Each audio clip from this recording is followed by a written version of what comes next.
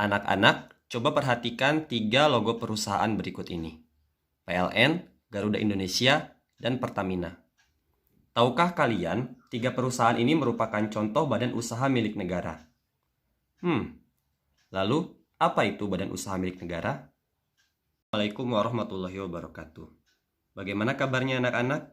Semoga kita semua selalu ada dalam lindungan Allah Subhanahu wa Ta'ala. Anak-anak, mulai hari ini sampai 2 minggu yang akan datang, kita pembelajarannya online atau pembelajaran daring. Kalian tetap di rumah, jaga kesehatan, semoga kita terhindar dari penyakit-penyakit yang berbahaya. Anak-anak, kita akan melanjutkan pembelajaran di tema 8, lingkungan sahabat kita. Tetapi sebelum memulai pembelajaran, silahkan kalian berdoa terlebih dahulu.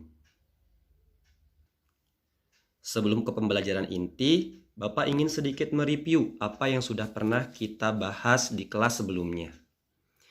Kita pernah membahas tentang daur air, dimulai dari sebuah pertanyaan, kenapa kita selalu menggunakan air setiap hari, tapi airnya tidak pernah habis. Kalian sudah mengenal beberapa istilah penting, yaitu evaporasi, presipitasi, kondensasi, dan proses hujan. Kita juga pernah membahas tentang keragaman sosial budaya masyarakat Indonesia. Kita membahas lebih dalam tentang perbedaan adat istiadat, seperti sedekah laut yang sering dilakukan oleh masyarakat pesisir pantai, lalu upacara bonga padi yang dilakukan oleh masyarakat Aceh. Kemudian perbedaan bentuk rumah.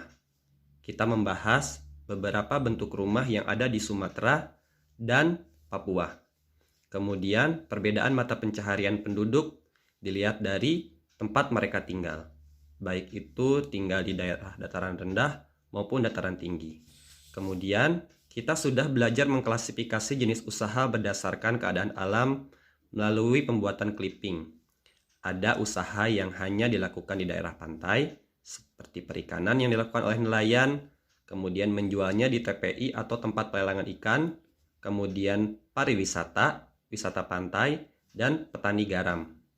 Kemudian ada usaha yang dilakukan di dataran rendah, seperti perdagangan, jasa, dan pertanian. Lalu ada juga usaha yang hanya bisa dilakukan di dataran tinggi, seperti pertanian yang ada di daerah Lembang, kemudian perkebunan seperti kebun teh di Ciater, dan pariwisata. Pada pertemuan terakhir, kita membahas tentang jenis usaha yang dikelola sendiri. Jenis usaha yang dikelola sendiri memiliki ciri-ciri modal yang sangat terbatas atau pemiliknya hanya seorang. Kemudian dikelola sendiri atau oleh individu. Kemudian pengelolaan usahanya sangat sederhana. Seperti contohnya usaha di bidang pertanian, peternakan, perdagangan seperti kios, kerajinan, perikanan, jasa seperti jasa potong rambut atau salon. Dalam pembelajaran kali ini, kita akan membahas lebih dalam tentang usaha ekonomi yang dikelola oleh kelompok. Silahkan catat dan simak 2 pertanyaan berikut ini. Apa saja jenis usaha yang dikelola oleh kelompok? Kemudian, bagaimana usaha ekonomi jika dikelola oleh kelompok? Dalam pembelajaran kali ini, kalian diminta untuk menguraikan jawaban dari 2 pertanyaan tersebut. Anak-anak, silahkan amati dengan seksama peta pikiran yang sudah Bapak buat. Peta pikiran ini Bapak buat untuk mempermudah kalian memahami apa yang akan Bapak jelaskan. Peta pikiran tentang usaha ekonomi yang dikelola oleh kelompok ini terdiri dari 3 cabang utama. Yang pertama ada BUMN, Badan Usaha Milik Negara, BUMD, Badan Usaha Milik Daerah. Yang kedua ada BUMS, atau Badan Usaha Milik Swasta.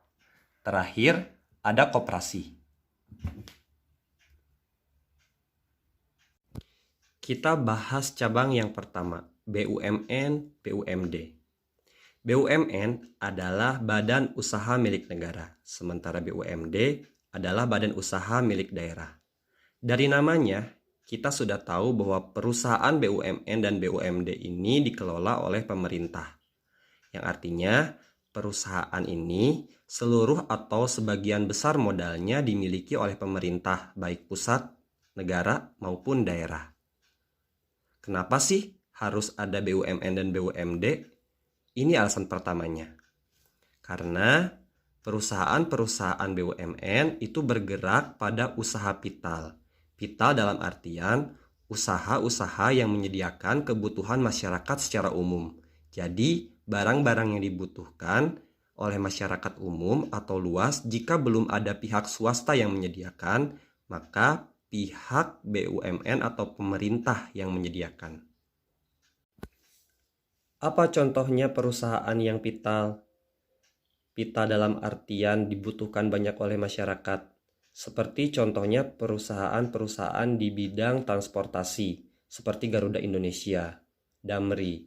Kemudian perusahaan yang menyediakan jasa listrik seperti PLN. Kemudian bahan bakar minyak seperti Pertamina. Nah, kemudian jenis BUMN. Jenis BUMN ini sebelumnya terbagi menjadi 3. Ada perusahaan jawatan atau perjan. Namun seiring berkembangnya zaman, perusahaan perjawatan atau perjan dihapus dan digabung menjadi perum. Perum atau perusahaan umum adalah jenis usaha yang menitikberatkan pada pelayanan masyarakat atau melayani masyarakat. Contohnya Damri. Mungkin beberapa di antara kalian pernah menggunakan jasa transportasi Damri. Kemudian Peruri. Peruri adalah perusahaan yang mencetak uang kertas rupiah. Kemudian ada Bulog,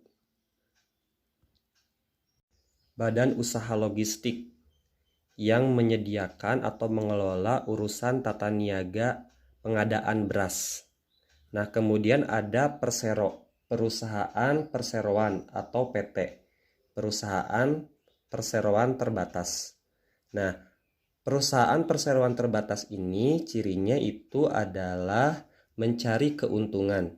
Yang kedua, sahamnya dimiliki oleh beberapa pihak. Namun karena ini BUMN, artinya sebagian besar sahamnya dimiliki oleh negara. Nah, contoh perseroan atau PT itu PT PLN, PT Pertamina, dan PT Telkom yang bergerak di bidang telekomunikasi. Baik, selanjutnya ada BUMD. Nah, tujuan BUMD ini apa sih? Yang pertama, turut mendukung ekonomi daerah dan nasional. Nah, artinya ketika ada perusahaan BUMD, semua keuntungannya atau sebagian besar keuntungannya itu digunakan untuk mendukung pembangunan ekonomi daerah dan nasional. Kemudian yang kedua, memenuhi kebutuhan rakyat dan lapangan pekerjaan. Misal nih contohnya, ada perusahaan bank daerah seperti Bank BJB. Nah, itu layanan yang dibutuhkan atau jasa yang dibutuhkan oleh masyarakat untuk penabung. Kemudian dengan adanya perusahaan tersebut, terciptalah lapangan pekerjaan. Nah, contoh BUMD tadi kayak bank daerah, kemudian PDAM.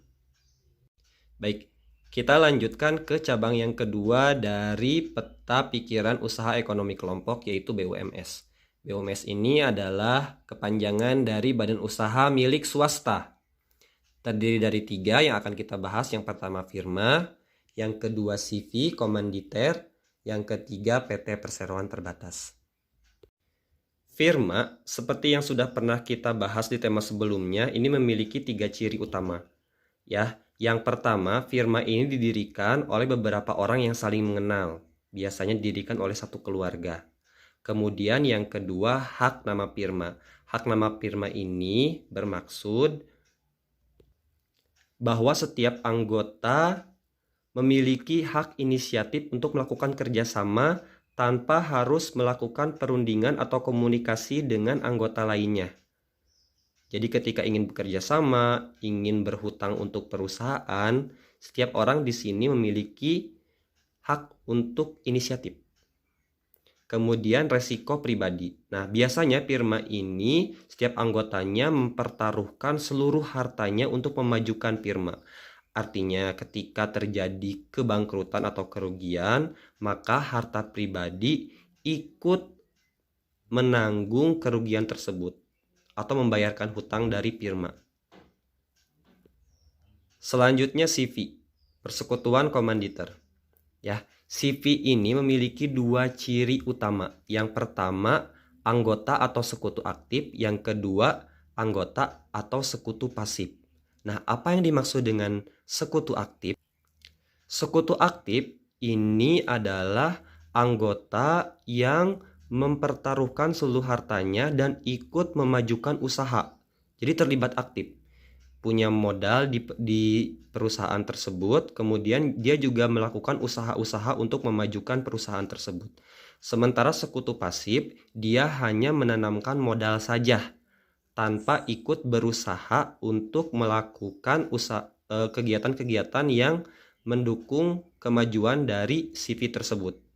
Gitu. Jadi dia hanya menanamkan modal untuk selanjutnya mendapatkan keuntungan.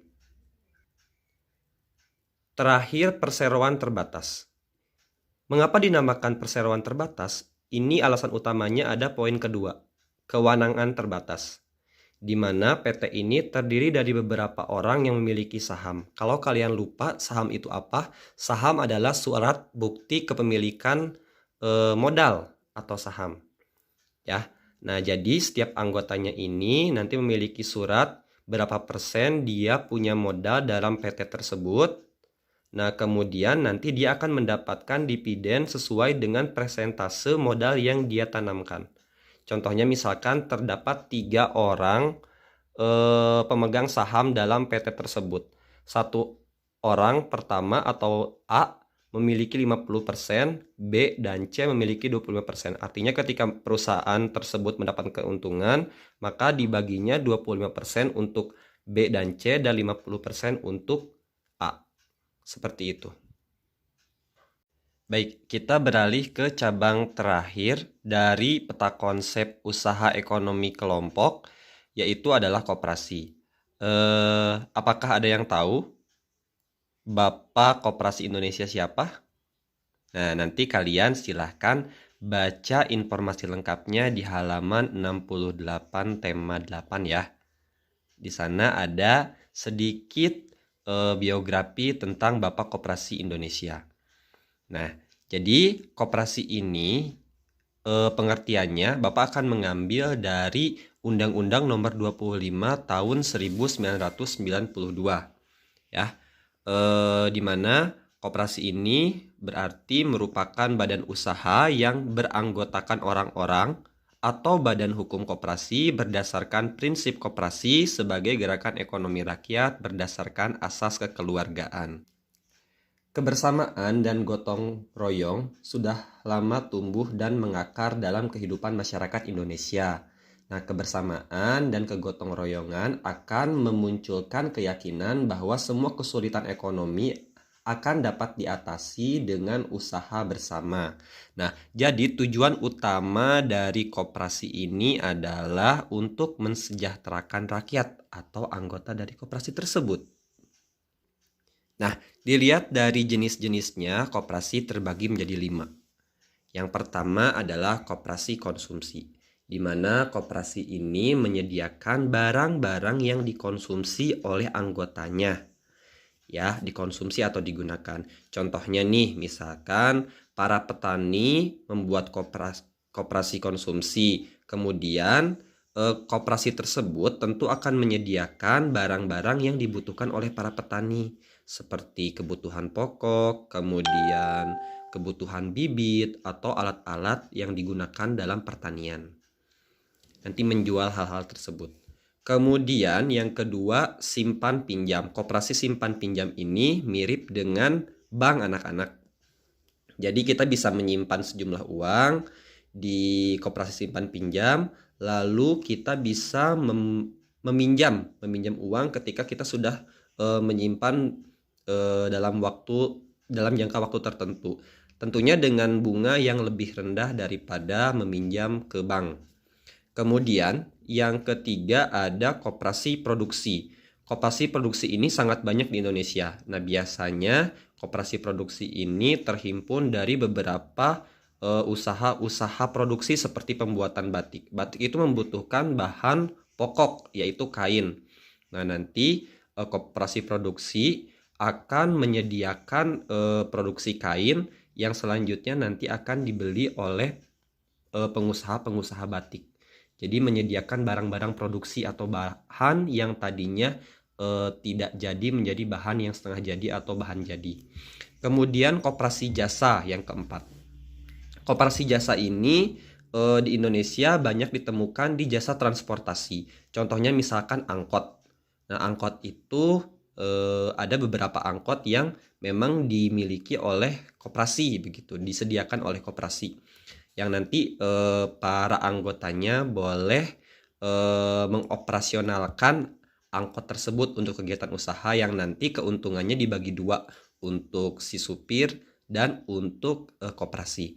Kemudian yang terakhir ada koperasi serba usaha. Nah, koperasi serba usaha ini biasanya terdapat di desa-desa yang kegiatan koperasinya itu meliputi dari koperasi konsumsi. Misalkan di desa tersebut ada beberapa profesi ya, ada petani, ada peternak ikan. Nah, nanti ada koperasi konsumsi yang menyediakan dua kebutuhan anggota tersebut. Kemudian selain itu koperasi tersebut juga menyediakan jasa simpan pinjam. Kemudian ada produksinya dan sebagainya. Seperti itu ya. Jadi koperasi serba usaha itu gabungan dari beberapa jenis koperasi yang ada di sini. Oke, baik anak-anak, itulah tadi tentang usaha ekonomi yang dikelola oleh kelompok ya. Nanti silahkan di capture aja video dari peta konsep ini untuk bahan kalian belajar lagi di rumah. Dan nanti silahkan kerjakan halaman 85. Nah, nanti cara mengerjakannya Bapak kasih contoh satu soal ya. Di sini ada pernyataan, kemudian nanti kalian harus menyatakan pernyataan tersebut benar atau salah. Nanti tinggal ditulis B kalau misalkan benar, S kalau salah. Contohnya nih, si Pi memiliki 3 macam anggota, yaitu anggota aktif, anggota pasif, dan anggota netral. Tadi sudah Bapak jelaskan bahwa si Pi itu memiliki ciri khusus, yaitu terdiri dari 2 anggota ya, sekutu aktif dan sekutu pasif. Artinya pernyataan di sini salah atau benar? Salah ya. Nah, nanti jika salah, lalu koreksinya apa? Nah, berarti dari 3 yang ada di sini harus dicoret, kemudian disalin ke sini. Seperti itu anak-anak. Kemudian nanti kalian silahkan baca tentang teks non-fiksi Muhammad Hatta. Ya, di sini menceritakan tentang Muhammad Hatta sebagai pelopor koperasi. Kemudian setelah itu silahkan kerjakan halaman 87. Oke, selamat belajar. Belajar yang mandiri. Tetap semangat. Kalau misalkan ada yang mau ditanyakan, silahkan boleh bertanya ke Bapak atau boleh bertanya ke orang tua kalian. Atau kalian ketika menggunakan gadget, silahkan manfaatkan seperti browsing di Google dan sebagainya. Itu saja, terima kasih. Wassalamualaikum warahmatullahi wabarakatuh.